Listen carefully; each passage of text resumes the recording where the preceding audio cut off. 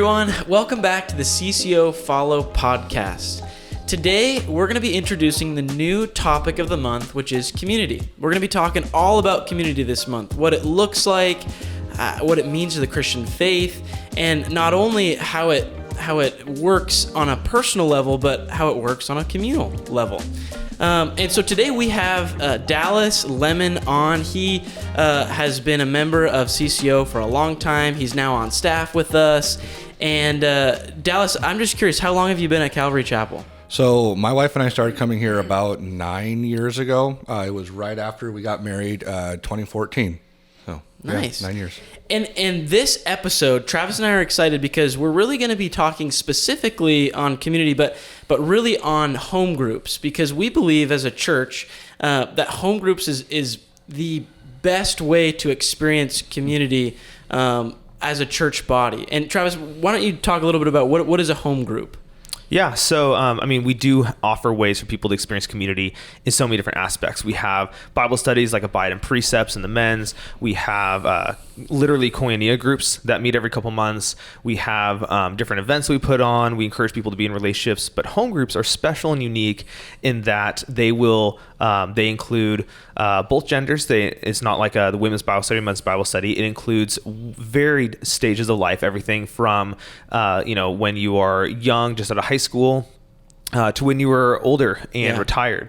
It includes different stages of life, whether it be singles or married, divorced or widowed. It includes all these different people coming together. And unlike a lot of the other groups where it's always kind of, you naturally go hang out with your friends, it's actually forcing you to be with people who you may not necessarily have picked to go approach on a Sunday morning. Yeah. And so it's a really great time for kind of a hodgepodge mishmash of people to really rely on the fact that the only thing they have in common is Jesus. Yep. Yeah. So Dallas, I'm curious, what has been your experience with home group? So my experience with home groups, it actually took us a little while to get into a home group when we first started coming here. I think it was probably about 2 years or so before we got into a home group. But before that, though, people were just inviting us to their house for dinner, and we were getting connected with other people in the church body right off the bat. But the home groups were really just instrumental in really bridging a good connection. But it took, we actually got started in Pastor John's home group, and he had actually personally invited us, but we're kind of looking for people that were in the same age, kind of same stage of life, and they were fairly new to the church, and just kind of brought us all together.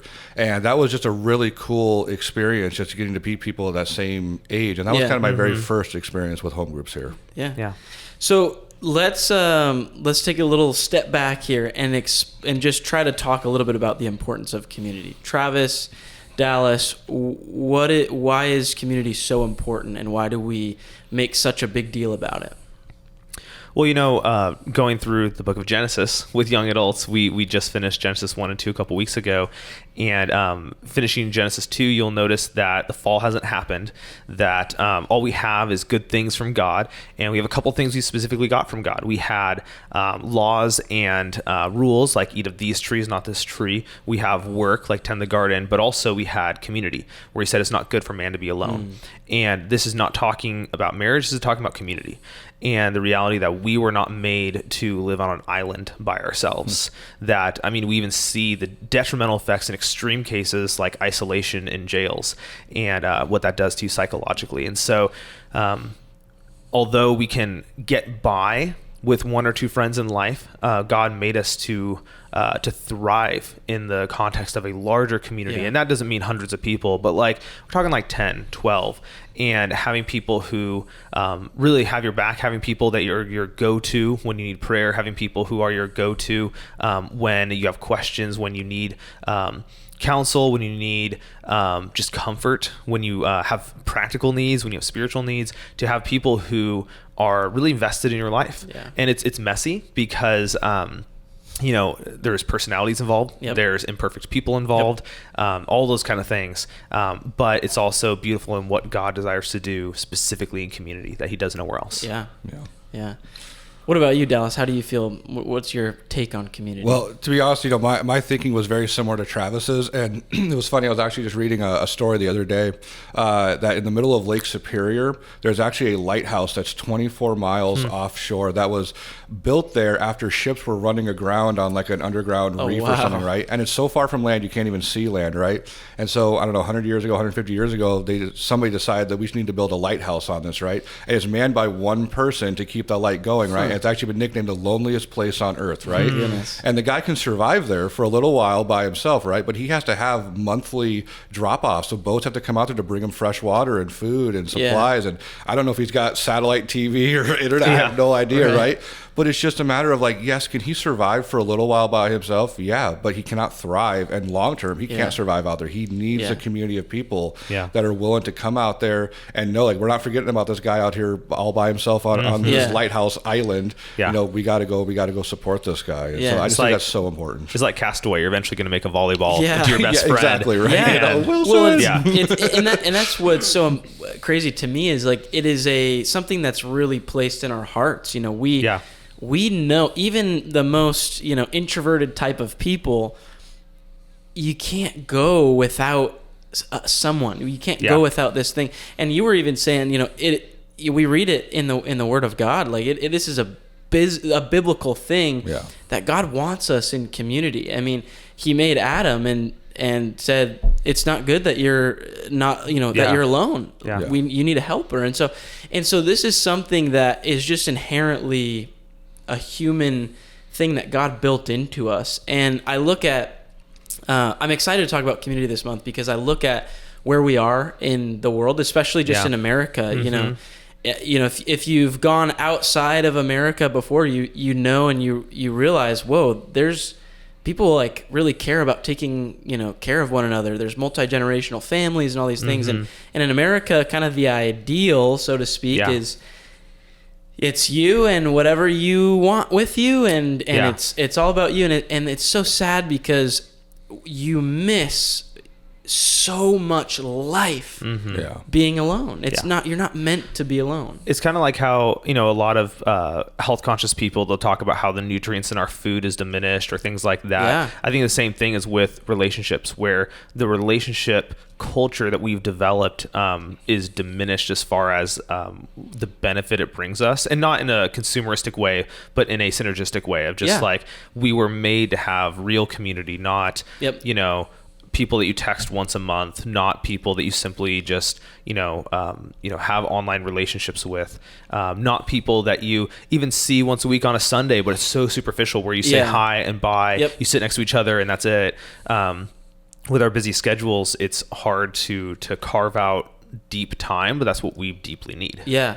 And I think, I don't know how you guys feel about it, but I am personally I'm very, bent in the direction of introverted. Yes. And so, I'm like, sometimes like I'll be in just kind of a season where I feel like I have to push everybody aside and I got to focus on me. But I've only seen that season. Is there another season? I'm kidding.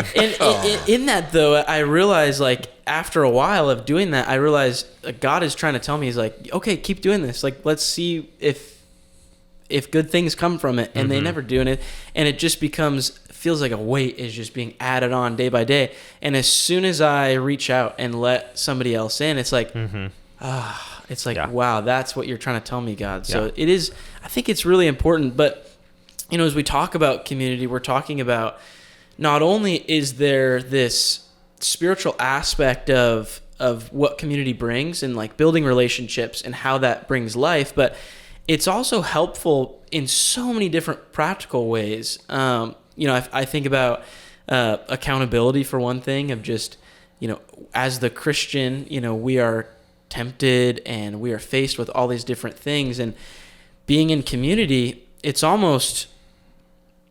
very difficult to follow those things out when you're in a community of brothers and sisters that are living a different way and saying, hey, that's not right. So I don't know, what are you guys' thoughts on more of the practical things of community and how being with one another helps us to seek after Christ? Yeah. Well, I mean, you guys have touched on a lot, about just it's not good for man to be alone, right? I mean, we're made for community. We're made to be in relationship with other people. And it's not just animals, right? I mean, you can go back to Genesis, right? When God said, hey, you need a helper, right? Start out like, okay, here's all these animals, right? Is your helper a zebra? Is it a dog giraffe? was close. A dog was close, right? yeah. But ultimately it wasn't, right? It wasn't until Eve came, right? Yep. That he needed relationship and community with another person. And I have just found in my personal walk, the people that will walk beside me through difficult times, they make such a huge difference, even more than they may realize. But part of it is you gotta, even if you're introverted, because I can tend to be introverted, in some degrees as well, but I have to at least be willing to say yes. When somebody invites me into their circle, somebody invites me into their oikos and says, hey, I want you to come to my house, come over for dinner, right? Or come to this Bible study, or, whatever it is, like, just be willing to say, you know what, say yes, right? I have nothing else better to do. I have no good reason to say no to this other than like, okay, I'm a little shy, I'm a little uncomfortable, right? But what I find are people that we can truly build relationships with, people that truly will love us and support us and be with us through the good times and the bad, but then people that I can connect with and do the exact same things with. And I have plenty of brothers and sisters in Christ in this church that my wife and I have walked with them through many difficult times and good times, and those that have walked with us through some really difficult times as well. And I wouldn't trade that for the world. But it started out just being willing to come to a church where we didn't know anybody for the first time. And when somebody said, hey, you want to come to our house for dinner? We said, yep, sure. And when somebody said, hey, you want to help be a part of this ministry or come to this Bible study? We said, okay, sure, right? And a lot of times it was just saying yes to things that were outside our comfort zone and just being able to do it. You mentioned a word, oikos. Yeah. Explain oikos to us. It's like oyster. But it's like oyster, right? It's a Greek word, right? But that's talking about, your community, right? It's talking about the people that you have influence over, right? All of us have a group of people that we can think of, whether that's, at church or at work or your family. These are the people that you directly have the ability to influence and that can influence you, right? Somebody that lives in a house, 4 blocks down the street that I've never met before is not in my oikos group, right? But potentially if I'm riding a bus to work every day, right? And the same 6 people, those people can actually be part of my oikos group, right? Like, let's reach out to them, let's talk to them, let's connect to them, right? You sit in the same spot in the sanctuary on Sunday, you start getting to know people, that they can become part of your oikos group, And it's just one of those things where if we really think about it, we all kind of have this intimate group of people that we tend to directly connect with, and it just seems like the things happen a whole lot easier and faster. Yeah. But, yeah. How are you feeling, Travis? Feeling good. I think it's one of those things where it's necessary. And it really is simple. I mean, all the examples you gave, I think most people would say, yeah, I could do that. But it doesn't, when the rubber meets the road, it is difficult. It's difficult to let someone in because it's difficult. It's easy on that surface level. We just had our very first home group with a new set of people because we've led them in the past. But, and that first week, it's always so easy. It's like, oh, it's going to be super easy. Well, it's going to be much harder when it's like, hey, so how's life actually going? Yeah. We had all the conversations now of what's your hobby and what do you do, all the fun games, like all the really superficial things. Yeah. And a lot of people, it's very easy to stay there. And we all know it's very simple to go, deeper. It's very simple to press forward, but it's very hard. Yeah. And I think that's an important thing with community is that it can't be superficial to be Christian community. Yeah. Like true Christian community requires depth. It requires to be able, like you were saying, you've gone through difficult things with people. That requires them to let you into those difficult things. Yep. There's people that I've watched go through heartbreaking things, whether it be, divorce or even death or miscarriage, stuff like that, completely alone. Not because they didn't have the people around them, but because they shut them out. Yeah. Yep. And, or unwilling, or other people unwilling to go into that with them. And so it is very simple, but, it starts with that initial, superficial level, but it has to go further for it to be really impactful in your life. Yeah. Well, I don't know how you guys think about this, but when it is difficult, let's just say you're like me and it's like, it's hard sometimes to feel that, woohoo, I'm going to go hang out with people. What should we do? What should I do in that situation? How do I grow to love community more and more? I would say you have to actually just put yourself out there. I mean, first and foremost, right? It starts with, joining a home group, right, is one of the most amazing ways to do it, right? Joining a Bible study is just as amazing, right? But then just being willing to share, right? And sometimes it takes time for that relationship to get built, right? You'll see that with a new home group, right? Is it might take several months before people really are willing to open up and really be willing to share about, especially to kind of remove the veil, right? All of us kind of have a person that we share with the world, and then the person that we really are, right? And the more that you can blend those two things together, that's when you really start getting the depth out of relationships. And I remember our first home group, when we did that with Pastor John, he had every single person in that room got one night to essentially just share their testimony, share their life story, right? And, I think it was a big group. I think we had like 14 or something people in there, right? So we pretty much spent just the entire first year, just everybody spending like an hour and a half just sharing their testimony, right? And some people that were like ready to go, like John and Tiffany, like they started off, right, to kind of help break the ice, get people more comfortable, right?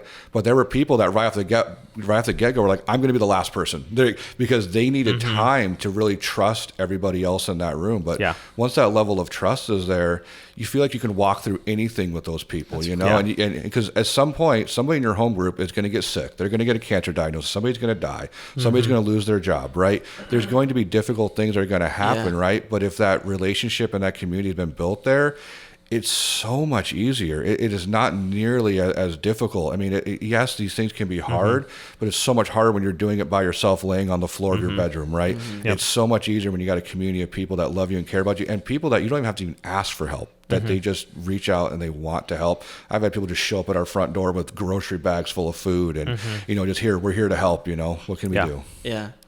And I think, that being on the receiving end like that, as a reminder to those who are watching someone go through something, you have to also remind yourself, don't simply ask them, oh, I'm praying for you. Let me know if there's something I can do, because then essentially you're giving them a task list. No, just do it. And obviously there's certain areas that'd be overstepping bounds. But generally, there's something you can do. Yeah. And rather than just asking them, oh, what can I do? It's like, you could write them a card. Depending on your relationship, you could bring them meal. Depending on, there's certain things you can do. And just, I guess, two comments. So one thing you said and the one thing you were saying, Arthur, is that, I agree that it is easier when you're going through something difficult to go through with someone else.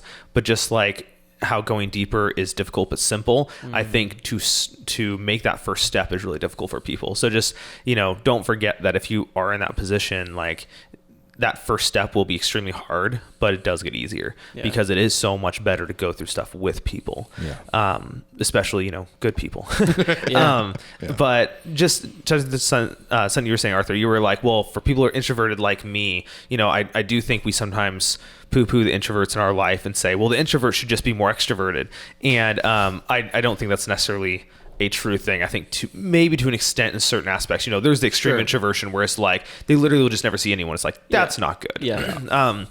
But I think the average introvert can make the commitment to say, I'm going to be part of a weekly home group, and I will, once a week text them and ask for prayer in a real area of my life, not a super superficial one, but a real area. I know, talking to you, Arthur, I hope this is okay to say, you've said that hosting home group's been great for you, because there's days where you and Molly are like, we just don't want to, if we weren't hosting it, we wouldn't go tonight. Yeah, no, and absolutely. we're just like, and not because there's some crazy stressful thing, but just because we're kind of just done with people. Yeah. But then they knock on the door anyway. Yep. And so, for introverts, one, making that commitment where it's like, regardless of how you feel, we're going to go. Yep. But also the hack of maybe start your own, exactly. And they come to you whether you like it or not. Yeah.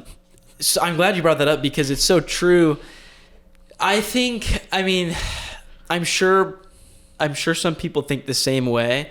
But when my wife and I, Molly, when we were, we joined our first home group, after, we got married, and, I was still kind of new to the church, and she was very new. And so we joined a home group, and they're great. Home groups are like, whenever you're there, it's like, wow, this is giving us but life. You have to get there. But you have to get there. And honestly, and that's a difficult step. Simple but difficult. It is. We were going to a Sunday home group, and it was like after Sunday, I'm tired, we're exhausted, we got to get ready for the week on Monday. And it's like, man, every time it's like, we just don't want to go.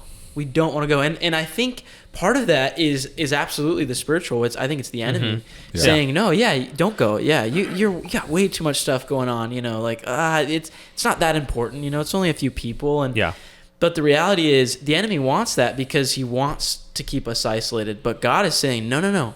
I want you to go because I want you to experience my design of community and life.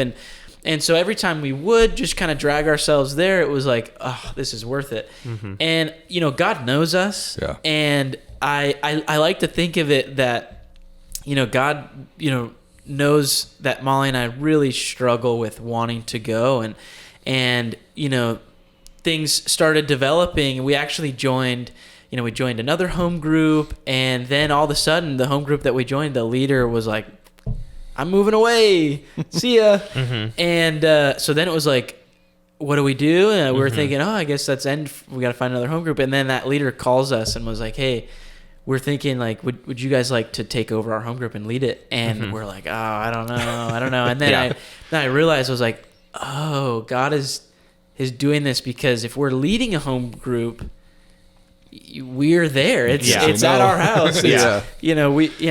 So we accepted, and it's just been a blessing because, I like to talk about how like I think it's like for my wife and I, when we think about it, it's like this is us giving back the time that God has given us, okay. And so it's a way for us as leaders to be there and still gather in community, but it's also it's kind of our sacrifice because God has given us time, and that's a blessing. Any time that we have is a blessing, right? It's from God, and so it's our way of saying, okay, God, we might not prefer to be doing this right now at this time, but this is our sacrifice back to you because you've given this to us, and every time it's worth it. Yeah. And so I think we have the best home group, and I really do enjoy it. And now I've gotten to the point, 2 years in to leading this, just about, it's like I look forward to it now. Yeah. So it's taken my heart time to soften and God really to work on it. But it's like you're saying, it's taken that yes to something, and then also that realization that it's going to be hard at first, but it does get easier. It's like a snowball. It grows as it kind of rolls down the hill. Yep. Like pushing it at first can be really tedious, really hard. Wonder if it's worthwhile, but it builds on itself. Yeah. So Dallas, you lead a home group now too. I do. What has that been like transitioning from being in a home group and then now I'm leading a home group? Yeah. What's that like? I mean, it was a little nerve-wracking at first, and because even before we were in a home group with Pastor John, I've been coming to church for about 2 years at that time, and it just seemed like there were no home groups that were opening. There was no way to. So I was thinking about starting a home group right from the get-go, going, I've never even been in one, but cool. How hard can this be, right? I'm just going to get some people together. We're going to talk about the scriptures together. We're going to pray together. Like, that's it, right? And then John invited us in, but it was almost still from day one. My plan, I think, was always, my wife and I's plan was always like, we're going to do this for a couple years, really connect with these people, but then our plan is to go and start our own home group at some point. Yeah. And so after a couple years, we essentially just talked to Pastor John and said, hey, this is what we want to do. And he's like, great, you have my blessing, right? Go for it. Awesome. And I think one other couple in the group came with us, and then we, reached out to some other people and brought them in. And our group it's changed, over the years, right? We've kind of had the same couple of core people that have been there, but some people have moved away. I think we've planted 3 more home groups out of our group, because that's always been kind of our mindset from day one is, hey, we're starting this home group, but our church needs more of this, right? We need more community. And so it was always putting the thought in people's heads that hey, maybe someday you can lead a home group. This is not that difficult, right? You just got to be willing to do it, right? If you got a gift of hospitality, and even if you don't, right, maybe that gift can grow, in this. And so, we've done different things, right? I mean, we had home groups where we rotated houses, so I still led it, but other people were like, hey, can I host? And it was funny because sometimes people were like, hey, I want to host home group because my house is really dirty and I really need a reason to clean my house right now. We were like, sure, we'll do home group at your house next week. Let's do it, And we've done it where we had dinner with our home group, so we'd be together for 2 or 3 hours doing a meal together. We've gone through books. We've gone through books of the Bible. We've done all sorts of different things. For us, though, we found a really good format for us is just to keep it pretty simple. And we meet for about an hour and a half, and we spend about half of that time usually going through either a book of the Bible or going through Pastor John's sermon and his sermon notes. Yeah. And that's been really beneficial because about half of our group actually serves on Sundays in other capacities. So by us going through that, it's encouraging them to go online and watch the sermon after church. So gotta get that up quick, right? Arthur. You got to get that. You got to get that live stream I'm video up getting there pretty good fast, at it, right? yeah. You are, right? Because people will watch that, and then they come to home group and they're prepared, and we have a great conversation. But we honestly now probably spend more time going through prayer and just talking about what's going on in our lives, because we've seen so much answered prayer just through our own home group. I mean, but we're always willing to call an audible. There are nights where you'll see somebody come in, and this even happens at the men's Bible study, where somebody will come in and just the demeanor on their face is just like they're struggling with something right now. And we'll pause whatever we were planning on and just say, what's going on? What can we pray about? What can we talk about? And we'll spend the entire time just ministering to somebody in our home group or in the Bible study group. And I'll tell you, it's like there's never been a time where we've ever left home group or got done with home group and went, man, that was a bad idea tonight. Yeah. It was always a good idea. Exactly. Everybody it's always been a blessing, right? It's always been a good thing. So I love talking about home groups because you're bringing up so many things. Like even for me, it's like, oh yeah, like we like to clean too, and home group is our way of cleaning. Right. And I think as we, our home group is still kind of new. We have some new people and stuff, and so we're in kind of that getting to know each other phase a little bit. But another part of this whole aspect of home group and community is it's more of like, I don't know if you guys have like brothers or sisters or whatnot, but as I grow up in my family, interacting with my sister and stuff, there's this level where as family, it's like you're constantly in relation with one another. You're constantly talking, you're doing fun things, or you're kind of suffering together, going through hard things together. And I think that same thing applies to what you're saying is our oikos, kind of our close group, the people that we interact with. And it's when we have families, it's easy to just cancel out the world and go in. But what I love about home group is it becomes a part of your family. Yeah, really, becomes another family. Yeah, especially like I know Travis can talk about this, just having kids of his own. But in his home group, he has families with kids that are similar ages or around. And we kind of have that in our home group as well. And it's so cool because it's like our families are growing. Yeah. And when we're dealing with, really hard stuff, and I know that you have some stories about that, and I'm excited to kind of hear about them and talk about them. But we're building bonds together going through that suffering because we're suffering together. Yeah. And then on the flip side, it's really fun because like our home group, we're planning, fun like bowling events and stuff like that. And it's just fun because you get to experience life with one another. And it's like my wife and I can go bowling together, but it's kind of lame, to be honest. It's all right. Especially when she just beats you every time, she does. She's really good at it. But when we're going as a group, it's just it's like when you're with a family. Would you go eat by yourself in your family? I know sometimes I would if I was upset, but it's always more enjoyable when you're at the dinner table with everybody. Yeah. So I think home groups, one of the biggest important things about community, and home groups does this very well, is that it grows people where they need. And so we've had home groups where we've had longstanding Christians who have been Christians for decades, and Christians who literally just got saved last week. And them all coming together, they have different needs at different times, but because it's just a small, tight-knit group who's committing to walk through life together for a season, God grows them in the ways they need. It's such a great, whether it's sharing stories and encourages people who need encouragement in a similar situation, or whether it be just literally the act of praying. We've had, it's a great discipleship opportunity where we've had people who, they're recently saved, so they've never prayed before, and they're learning how to pray because they're with this small group of people praying. Yeah. And we've even had people who are saved for decades pray for their first time out loud in home group and be like, yeah, that was the first time I've ever prayed out loud. And it was like they took this step in their faith that they wouldn't have taken in any other context. And you're not saved for 40 years and then just decide you're going to pray in any context besides a very safe one like a home group. And whether it be doctrinal issues where it's like, hey, what what does this mean? And, this trusted group where you can walk through those topics together and walk through those seasons together. Yeah. It's such a valuable asset. Without putting those guards up. Yeah. Yeah. You mentioned like the age things, and I have a lot of things to say about the different age groups, but I know you do as well. So do you want to? Well, yeah, I can talk a little about the age group thing. Something you said though when you're talking about like prayer though, just triggered a memory for me. Is I remember when I first started coming to men's Bible study here, I started going to that I think right from the get go within a couple months of coming here. I'd never been in a men's Bible study before. I was like, you know what, I just want to try this. I want to give it a shot, right? But I was super shy. I was super introverted, right? And so we'd break up into little small groups, right? And we'd be in the group, and at the end of it, be like, hey, let's all pray for each other, right? I would never pray out loud, right? I mean, for like 2 or 3 months, right? I contribute to conversations, but I was not comfortable praying out loud in front of other people, right? Yeah. And I remember one day, so that our little small group was led by Greg Smith at the time, right? And Greg Smith was just getting to know me, right? We were building that relationship, right? And so one night we were doing our prayer time, and he goes, all right, everybody go ahead and pray. And Dallas, I want you to close us out. He just straight up called me out. And I was like, I was nervous. I was angry. I was all sorts of emotions, but I was like, okay, well, I can't just chicken out on this now, right?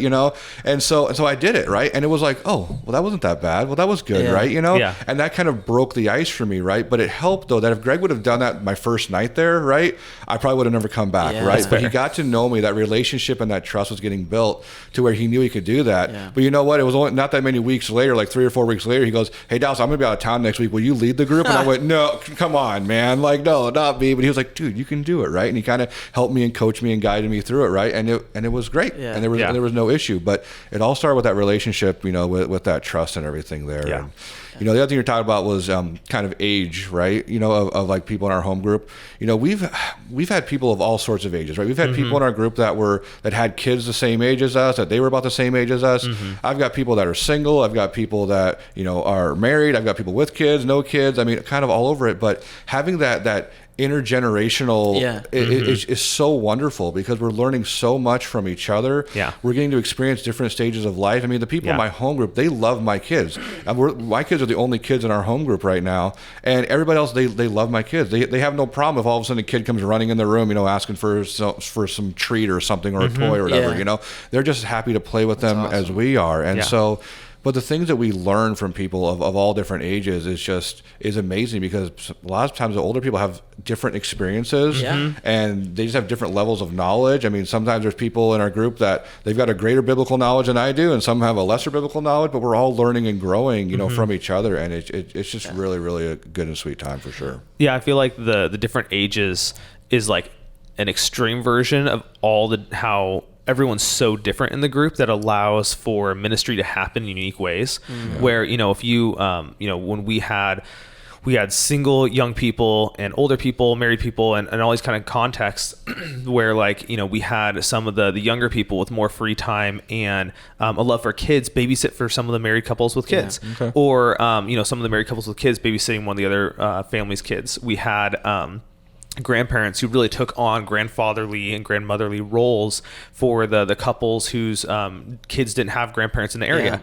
including ours. Like they became some of the dearest, grandparents, so much so to where when our parents would visit us in Florida, they would actually tell them thank you for kind of being stand-in grandparents while we're not here. We got to see young people and old people who they both had more free time, the young people, because they were not going to school, they're working full time, but they were single and just kind of living life. And older people who were retired. And they would go to basketball games together. They found common interests and just hung out outside of church. It was the weirdest combination of people you'd imagine. But they were in stages that were synergistic. They were in stages that could bless one another. They were in stages that were so just beneficial in different ways. And it's I'm bringing this up. I'm going to get on a kind of a soapbox here, I feel like, but it's God's design. He doesn't design us to, now we're 60 years old, we're setting up for retirement, and those young people have to get to my age. It's not set up that way. They're to put in their stripes. That's not the way it is. And so often I experience that through, just the way the world works, and I don't want to see it in the church either. What I want to see in the church is God's design of bringing these generations together. I like to think of it like, this is just kind of the way that I wrap my head around it, is I think of it like a cycle. and kind of like recycling. Yeah. But it's like a cycle, because what God does is he set up, he wants disciples who make disciples. Yeah. Mm-hmm. And if we're, getting trained up, learning how to follow God, learning Mm-hmm. how, what it's like to be a Christian, and then we hit to that point where it's like, okay, now we're going out and we're doing all these things. If we cut it off and say, every other generation, every other, age behind me, I'm just moving ahead on my thing. Yeah.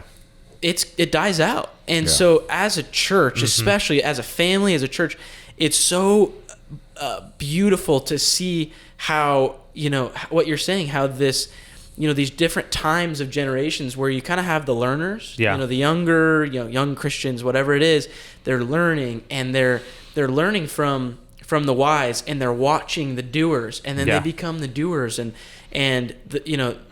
it's a cycle, because as you do, the young people, you're taking them along with you, you're showing them how you do it, and you're having the wise, Yeah. telling, hey, this is what happened in my experience, and as the doers, they're looking to those people too. Yeah. And it's this endless cycle that is so much, there's so much life. It's like, Yeah.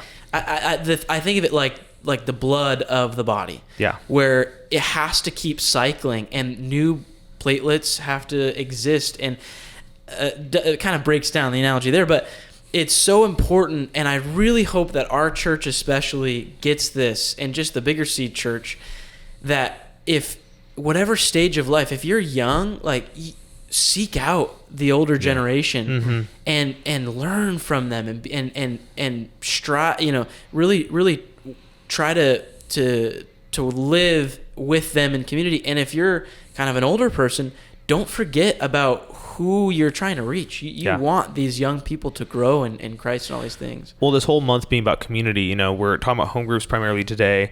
Next week, we're going to be talking about like hosting for, holiday events. And the last 2 weeks is really going to be like kind of big picture. If you're young and if you're older, how do you build community?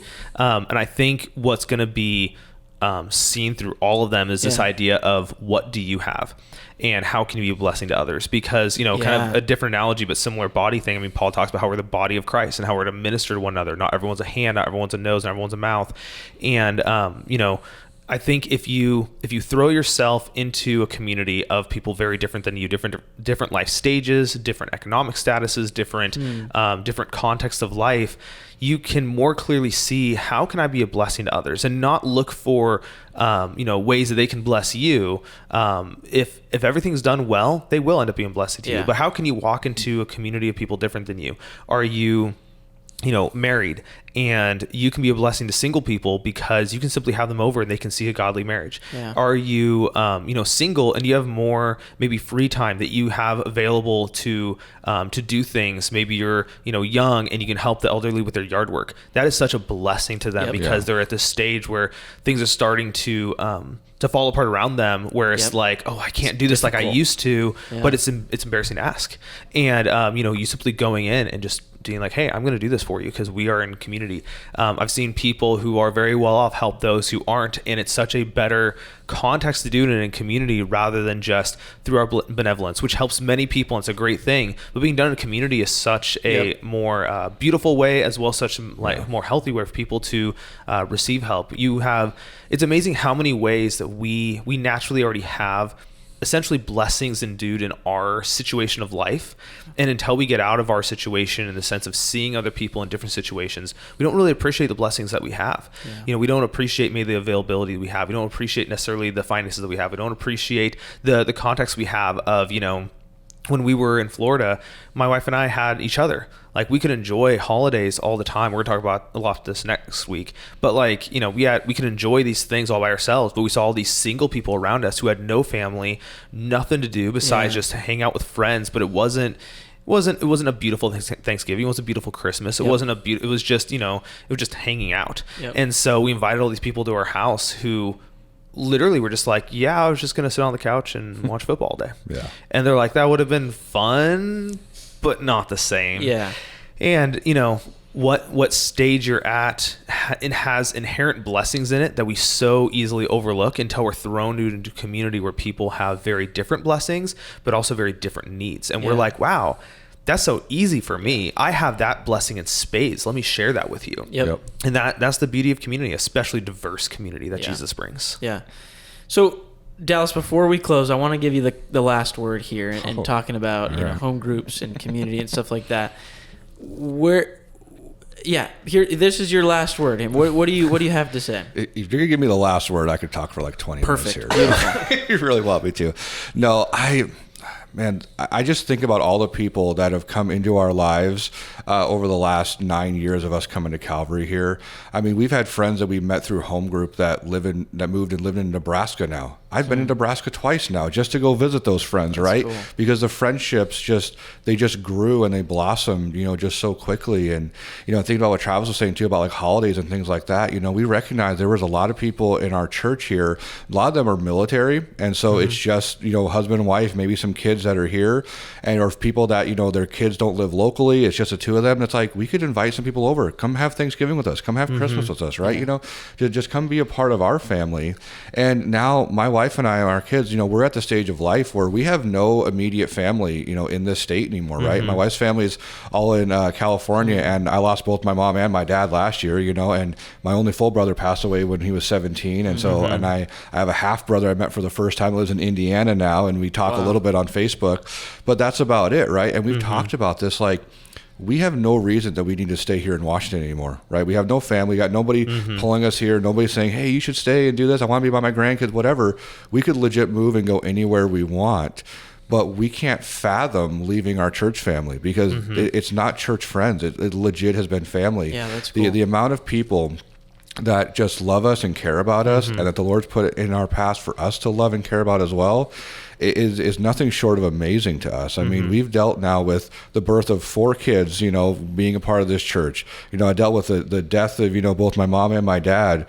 And my mom, she was on a slow decline, for 2 years, and she was living with us. So we were still having home group, right? People are coming over, and my mom's basically like a part of our home group, right? And and she's sharing meals. And so they're interacting. They're talking with her as much as they're talking with us. And, even with my mom, like when she had her first cancer treatment, we were actually out of town in Nebraska visiting our other friends at the time. And somebody in our home group like took my mom to her first chemo treatment, right? And then offered to stay the night with her. I mean, it was just like, the things were just absolutely amazing, or as we're dealing with stuff, I mean, people are like, hey, I got a daughter or I got a niece. I've got family members that are caregivers.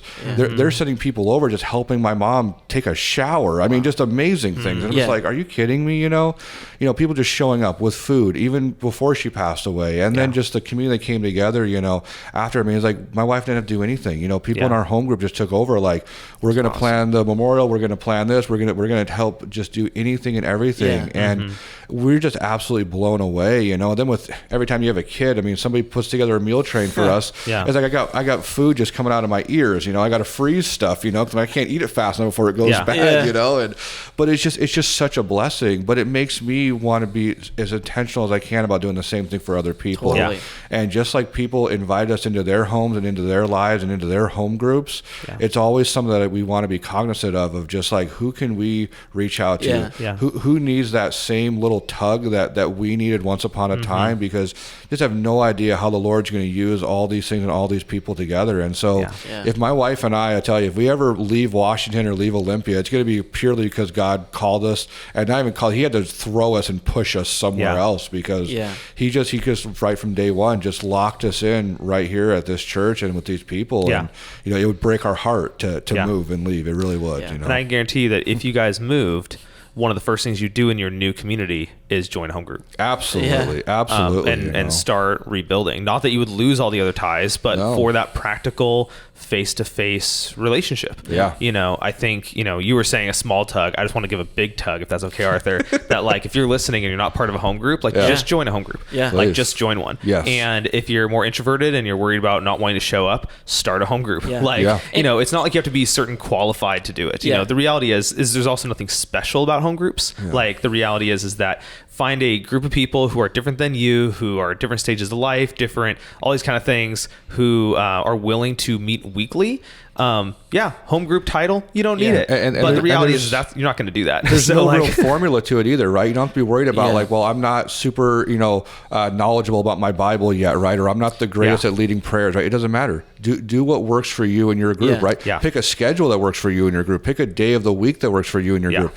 We've had all sorts. We've matched our schedule sometimes to being what somebody's work schedule was, because they worked every third Sunday. So we said, hey, let's just take every third Sunday off, right? And match their schedule, right? Yeah. Or somebody like, hey, I don't have time to eat dinner before. Great, let's just have dinner at home group, Yeah. Or it's like somebody like, I really would love to study this book, with you guys. You want to do it? Sure, let's do it, right? You don't have to follow. You don't have to be scared about like, I'm not educated enough, or I don't have this or that.